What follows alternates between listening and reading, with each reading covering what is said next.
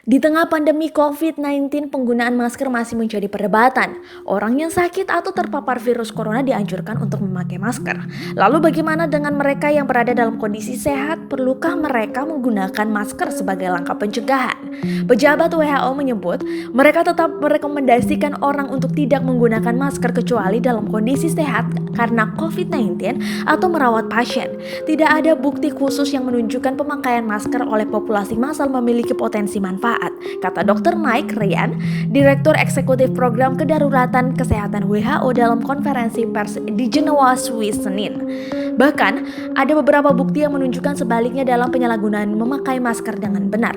Masalah lainnya, kita memiliki kekurangan global yang sangat besar, kata Ryan, tentang masker dan persediaan medis lainnya.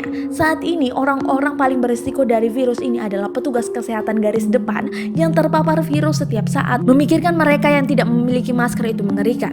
Dr. Marielle van Kerkhove, ahli epidemiologi penyakit menular kepada WHO, juga menyebut pentingnya memprioritaskan penggunaan masker bagi mereka yang paling membutuhkan, dalam hal ini tenaga medis di garis depan. Di masyarakat, kami tidak merekomendasikan penggunaan masker kecuali kita sakit dan sebagai upaya mencegah penyebaran jika kita sakit, kata Van Kerkhove. Kata Van, masker kami merekomendasikan untuk orang di rumah dan sakit serta mereka yang merawat orang di rumah sakit, katanya. Pejabat WHO pada media briefing pekan lalu mengingatkan secara global ada kekurangan pasokan medis, termasuk alat pelindung diri atau APD untuk dokter.